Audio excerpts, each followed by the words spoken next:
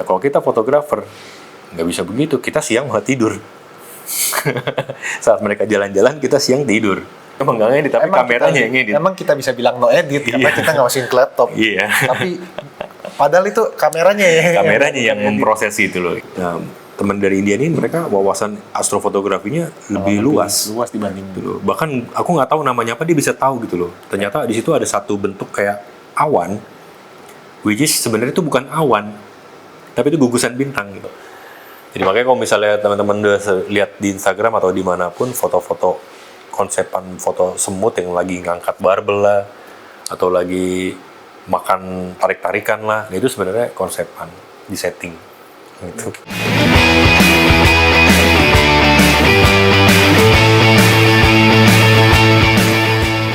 Halo Sobat Witakom, kembali lagi dengan saya Ivan. Dan di episode kali ini saya kedatangan bintang tamu landscape, Om Aditya Bintang tamu gitu. Dan sebelum kita memperdalam pertanyaannya, mungkin pertanyaan yang paling umum dulu ya buat Om Aditya. Kalau orang sampai nggak tahu, beberapa orang tuh yang tua-tua tuh nggak tahu loh Om Aditya siapa. Bisa dijelasin nggak siapa sih seorang Om Aditya itu sebenarnya? Aditya. Ya, jadi nama gue Aditya ya, Aditya Permana tepatnya. Instagram Aditya_K.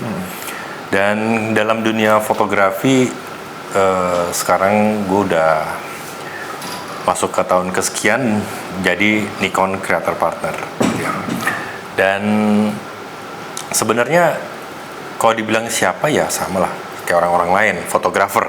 Karena kata kita di dunia atau di dalam lingkungan Witakom itu berarti kita jelas berhubungannya dengan foto dan video gitu kan. Nah, berarti saya itu adalah fotografer. Nah, cuman saya lebih spesifik sebenarnya ke fotografi nature. Nature itu bukan berarti, mungkin orang bermindsetnya nature itu berarti foto-foto kayak burung atau sejenisnya gitu. Tapi nature itu sebenarnya foto-foto yang berhubungan dengan alam, yang sifat apa adanya. Gitu ya, misalnya kayak foto landscape gitu ya. Makanya saya lebih spesifik di dalam dunia foto landscape. Tapi di sisi yang lain juga saya ada foto-foto kayak jenis foto makro. Nah, cuman bedanya orang lain mungkin akan lebih suka nature-nya lebih ke binatang kayak birding atau wildlife. Nah, kalau saya untuk dari segi yang lain itu lebih ke dunia kecil gitu loh, kayak foto-foto makro dan serangga lah kebanyakan gitu kan. Pokoknya yang unik-unik lah gitu loh. Nah, jadi untuk belakangan ini ya saya hanya mendalami kedua bidang itu gitu. Walaupun dulu waktu belajar sebenarnya kita mendalami semua genre fotografi pasti kan gitu kan. Cuman seiring waktu pasti kita akan ketemu passion kita tuh di mana itu. Ya itulah intinya, saya Aditya Permana dan saya adalah Nikon Creator Partner dan saya bergenre landscape atau nature fotografi. Oke, itu bagi yang belum kenal ya Om Aditya siapa ya. Sekarang kita langsung mulai aja, agak lebih dalam ya. Oke. Aku pengen tahu, kenapa Om bisa interest sama dunia fotografi ini sih? Awal mulanya tuh gimana ceritanya Om bisa jadi mulai fotografer gitu? Sebenarnya dimulai itu secara nggak sengaja. Ya, jadi kalau aku background itu sebenarnya lebih ke dunia multimedia bisa dibilang. Multimedia itu kan berhubungan dengan musik atau audio visual gitu kan. Nah, background saya bangetnya ke belakang itu sebenarnya dulu saya itu adalah sound engineer. Pemain band.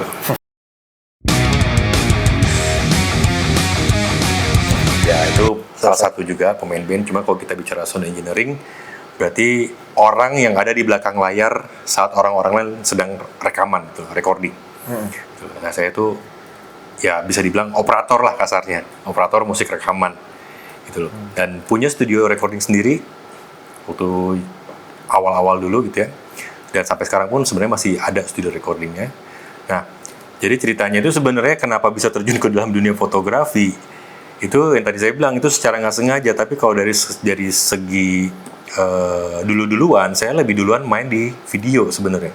Karena kan dunia musik dulu identik dengan video klip. Betul. Gitu. Jadi akhirnya dulu combine kedua itu, jadi supaya klien itu nggak usah kemana-mana gitu kan.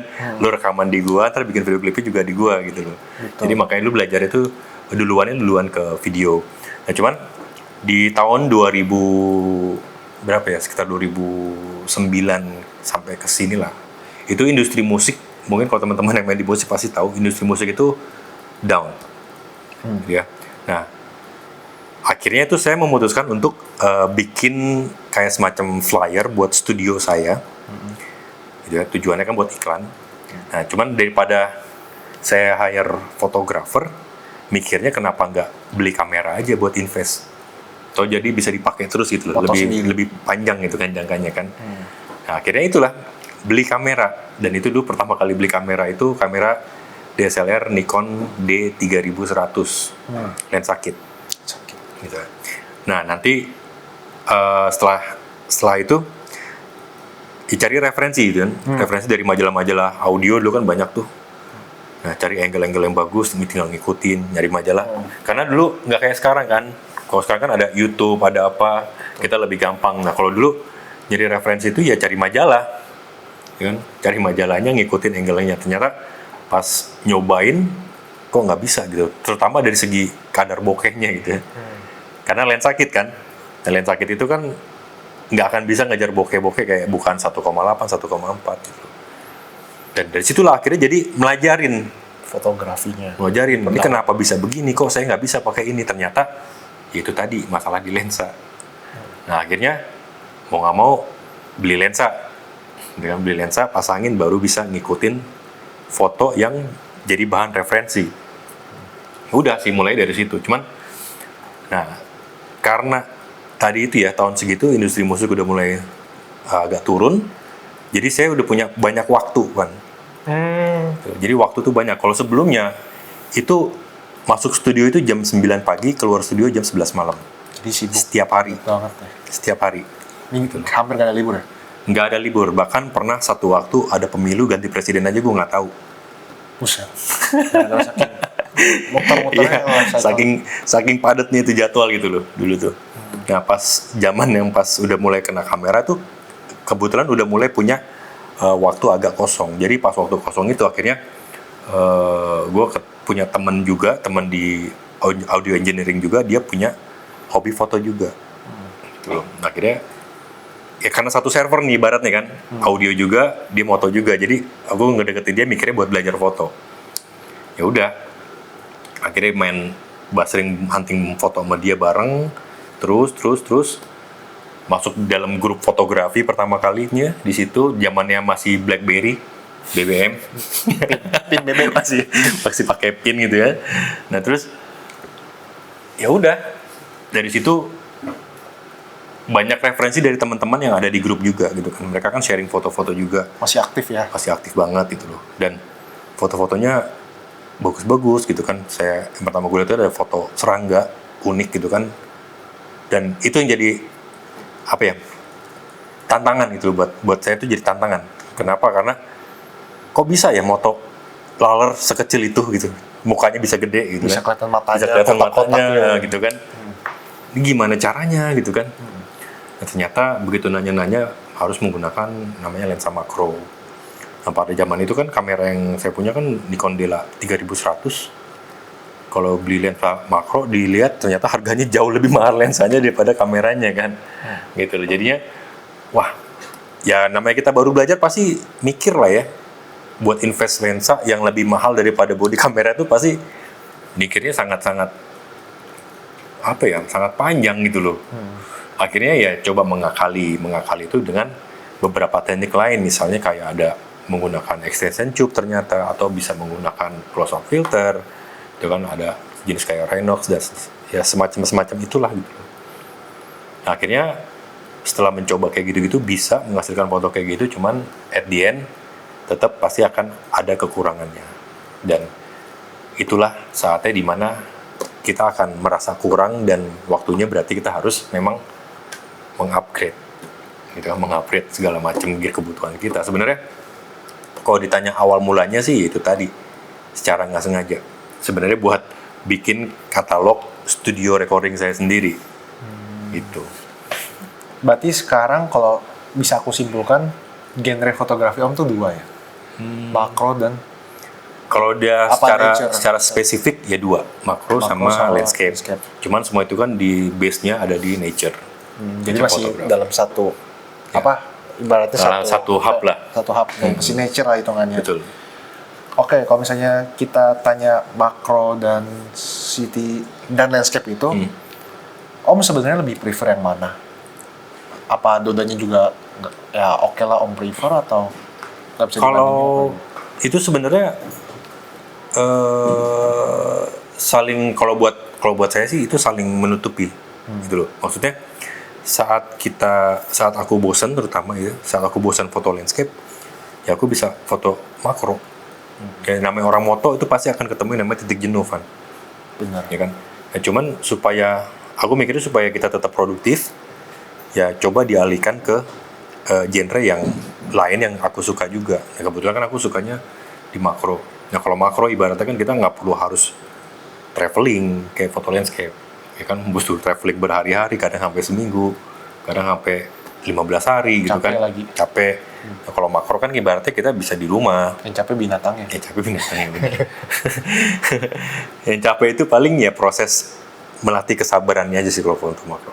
Karena kan kita berhadapannya dengan makhluk-makhluk yang kecil yang kalau kita deketin kadang mereka kabur. Nah itu sih melatih kesabarannya aja yang agak-agak lebih effort lagi gitu loh. Jadi kalau misalnya dibilang better mana sih, kalau buat aku dua-duanya ya saling menutupi, saling mengisi juga gitu. Kayak nggak kayak lebih milih ini enggak lah ya, Enggak. lebih kayak cover lah. Soalnya kan mungkin beberapa kayak setelah pandemi ini ya, kalau dari yang aku lihat, dari yang aku tanya ke beberapa fotografer, ke beberapa komunitas, kayaknya setelah pandemi ini itu kayak landscape tuh menurun banget di Indonesia khususnya. Udah dibanding sebelum pandemi itu beda jauh dari segi komunitasnya, orang-orang yang willing buat ngikut foto landscape trip bayar segini turun jauh drastis katanya, dan banyak yang pensiun istilah katanya. Ya kalau masalah peminat mungkin jelas karena pandemi ya, karena kan saat pandemi kita kayak ibaratnya dikunciin dalam rumah, nggak bisa kemana-mana juga. Ya, itu satu kendalanya. Terus kedua intinya susah untuk kita akses apapun, kita serba terbatas lah. Cuman justru pada zaman pandemi itu, kalau buat saya itu dulu malah saya jadiin momen yang ya buat saya ini kesempatan saya buat moto di area yang biasanya rame, akhirnya jadi sepi dan lebih bagus bisa jadi, dan hasilnya akan lebih bagus gitu loh. Contoh kayak di Bromo misalnya gitu kan, waktu zaman pandemi Bromo itu kan kadang tutup, kadang buka, kadang tutup, kadang buka gitu kan. Dan sekali waktu tahun 2021 waktu zaman kita udah mulai agak longgar nih, zamannya apa ya, udah PSBB ya, setelah PSBB itu apa? Zaman masuk Delta kayaknya. Delta apa ya? Omicron. Pokoknya yang 2021 pertengahan lah. Delta kayaknya. Delta mulai mau ke Delta. Ya sekitaran zaman itu aku ke Bromo. Nyampe di Bromo dapat informasi dari orang retribusi di sana, besok Bromonya akan tutup. Coba bayangin. Aku nyampe baru sore, tentu dapat info besok Bromo tutup. Langsung malam berangkat. Gitu. Enggak, justru aku tuh udah sampai di Bromonya. Jadi sore itu aku udah sampai Bromo, terus dapat infonya besok Bromo tutup. Artinya apa kan? Berarti kan kita nggak bisa masuk kalau ditutup kan. Cuma kita udah sampai. Nah kebetulan tempat stay aku di Bromo itu waktu itu di daerah akses dari Probolinggo ya. Jadi lebih banyak area yang bisa kita explore kayak misalnya Bukit Seruni, terus Bukit Mentigen. Tapi kita memang nggak bisa masuk ke Bromonya, kawasan bawah lautan pasir Bromo karena kan ditutup. Nah jadi yaitu spot sunrise itu kan sebenarnya kalau buat aku pribadi di Bromo yang paling bagus itu Bukit Seruni. Nah Bukit Seruni itu pas banget, 3 gunung itu kelihatan semua lah. Biasanya di normal hari-hari normal itu di situ tuh spot rame banget. Orang tuh rame banget. Wisatawan tuh rame banget, numpuk gitu ya. Naruh tripodnya susah kadang. Nah waktu itu kita cuman bertiga. Karena emang kebetulan pas kesana tuh aku cuman bertiga, 3 orang. Nah di spot sunrise itu sampai sunrise sampai siang itu kita cuma bertiga, nggak ada orang lain. Nah itu salah satu nilai plusnya itu. Tapi kalau misalnya peminatnya berkurang, setahu aku sih ya sebenarnya bukan berkurang, cuman mereka kayak lebih banyak mencari aman sampai di waktu-waktu yang mulai sekarang ini. Nah, kayak sekarang kan kalau kita perhatiin kan yang hobi-hobi foto landscape ini udah mulai banyak lagi nih, Iya. udah mulai naik lagi nih gitu kan. Yang pada bikin foto trip juga kan udah mulai aktif lagi gitu loh, udah mulai bikin destinasi kemana-mana, even buat beberapa bulan ke depan pun mereka udah bikin jadwal gitu kan. Sebenarnya itu sih, mungkin lebih banyak mereka mencari aman lah ya. Tapi Intinya mungkin kayak gitu. yang senior juga emang banyak kan emang udah gara-gara kelamaan nggak foto, ya emang bener sih ya kayaknya istilah pensiun itu kayaknya emang Ya. beneran kenyataan gitu mungkin. Kalau buat yang senior mungkin iya gitu ya. Cuma kan balik lagi, balik lagi tergantung gimana orangnya sih ya. Jadi nggak bisa dipastiin juga. Jadi yang setahu aku yang pensiun itu sebenarnya nggak pensiun, hanya berkurang waktu motonya. Mereka tetap masih moto, cuman nggak seintens Waktu sebelumnya. sebelumnya. Gitu. Dan juga sekarang dari yang aku lihat orang kayak nggak ikut trip foto landscape itu karena masalah budget. Kalau Lebih di ke budget ya kayaknya. Kalau di landscape itu jelas, makanya kan disebutnya salah satu genre foto yang cukup mahal, karena kita nggak cuma prepare soal gear, soal filter, tapi kita harus prepare juga soal akomodasi, karena kita kan harus traveling gitu ya. Biasanya kendalanya sih memang dari segi budget, saat kita harus ngedatengin lokasi-lokasi yang pengen kita foto gitu loh. Itu sebenarnya bisa diakalin sih kalau misalnya kalian teman-teman mau gitu ya, ikut aja trip-trip kayak backpacker, kan ada tuh yang budgeting murah-murah. Cuman memang di saat di lokasi biasanya tuh trip yang orang traveling biasa dengan fotografer atau fotografi itu beda di timing biasanya, karena kan kalau orang traveler biasa mungkin mereka saat mau berburu sunrise-nya mereka 5:30 baru jalan dari penginapan atau dari hotel, sedangkan kita fotografer saat sunrise minimal jam 5 udah di lokasi. Karena kan kita nungguin momen dari nautical twilight sampai golden hour. Gitu. Paling bedanya di situ gitu loh. Dan itu yang bikin cost foto trip landscape itu agak sedikit lebih mahal. Ya karena jam kita tuh nggak normal hitungannya. Apalagi kalau kita hunting Milky Way. Ya kan itu harus sampai malam. Pengalaman banget. Ya. Effortnya lebih banyak, dan effortnya mungkin buat kita udah terbiasa dengan hal itu, tapi kan yang menemani kita di lokasi, contoh misalnya kayak supir-supir transport, Iya, betul. local guide-nya, itu mereka nggak terbiasa seperti itu gitu. Jadi mereka kemungkinan akan mengasih charge akan lebih mahal dibandingkan dengan cost trip normal biasa, walaupun sama-sama destinasi, misalnya sama-sama di Bromo gitu kan. Nah, kalau misalnya orang ke Bromo normalnya paling berangkat dari jam 2 pagi, jam 10 udah beres. Ya kan? Betul. Nah, kalau kita fotografer nggak bisa begitu, kita siang malah tidur.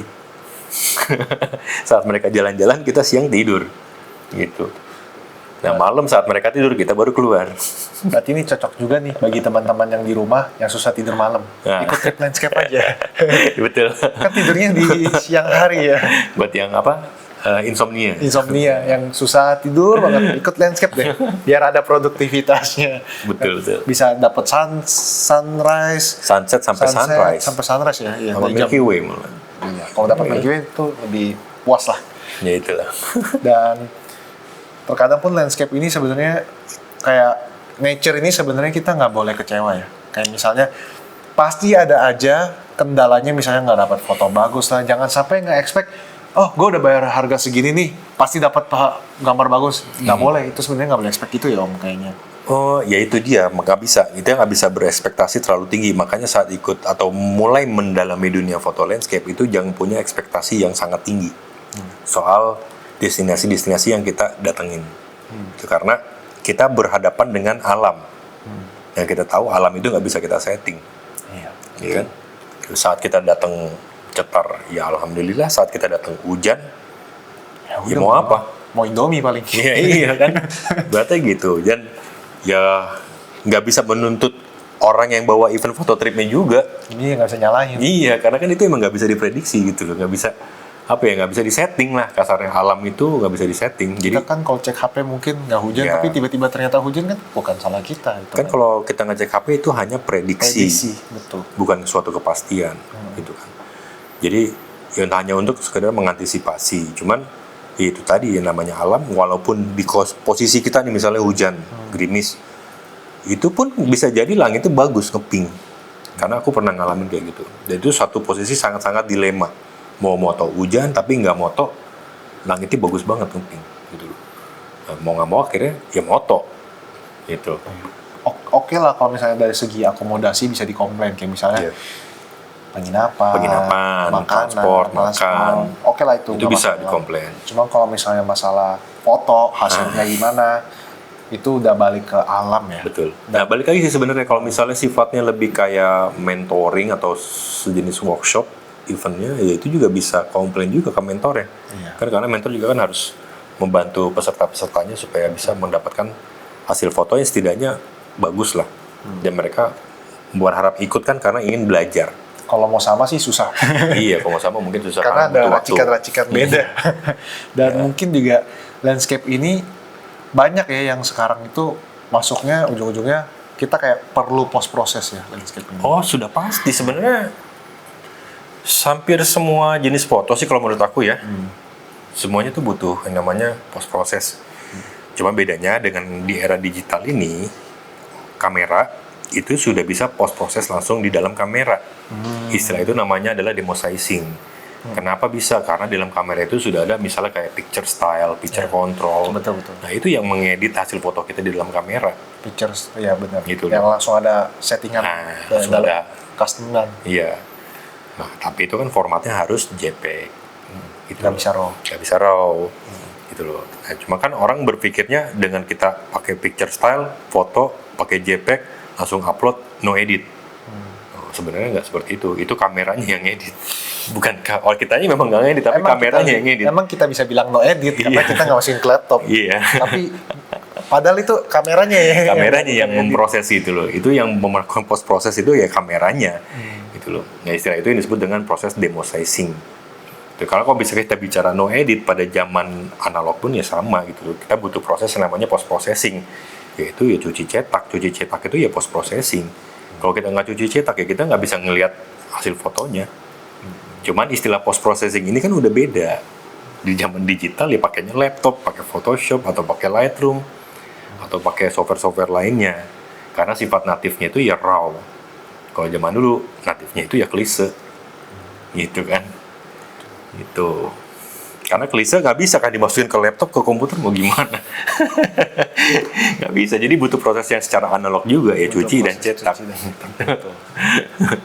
Dan kalau misalnya trip-trip Om ini, biasanya kan Om suka ada bawa trip sendiri juga atau bareng brand. Itu hampir semuanya Om yang urusin dari segi biaya, planningannya, perencanaannya, apa semua tuh Om yang sendiri urusin atau emang Om ada kenalan di setiap daerah ada atau gimana? Basicnya tergantung sih, tergantung misalnya eventnya dari brand, biasanya brandnya yang ngurus. Gitu kan, akomodasi segala macam, aku tugasnya cuma mentoring. Tuh, tapi kalau misalnya yang tanpa brand, biasanya itu memang aku yang totally ngurusin semua. Gitu loh. Totally ngurus semua itu dari segi apa ya, guide lokal, akomodasi, transport, bahkan kadang sampai ke makannya juga. Gitu ya. Dan makanya kadang kita perlu kenal dengan orang-orang lokal setempat yang mungkin lebih apa ya, lebih banyak informasinya dibandingin kita yang remote dari jauh gitu loh. Nah, itulah fungsinya sih sebenarnya. Jadi kita bisa ngandelin orang lokal itu, dan selain kita ngandelin juga sebenarnya bisa membantu mereka juga gitu kan. Iya, betul. Bantu penghasilan mereka juga. Misal kayak porter-porter ojek-ojek yang ada di sana, ya nggak ada salahnya kalau kita gunakan jasa-jasa mereka juga gitu kan. Betul. Gitu loh. Sebenarnya kayak sana, tapi intinya sih sebenarnya kalau yang pakai brand, berarti saya dari pihak brandnya itu yang mengurusin semua. Cuma kalau misalnya tanpa brand, itu totally aku sendiri yang ngurusin, yang handling. Tapi sekarang kalau dari segi nature ya, dari landscape, aku lihat orang-orang mikir Milky Way itu udah astronomi. Sebenarnya kayaknya itu belum astronomi banget ya. Kayak masih basicnya astronomi ya.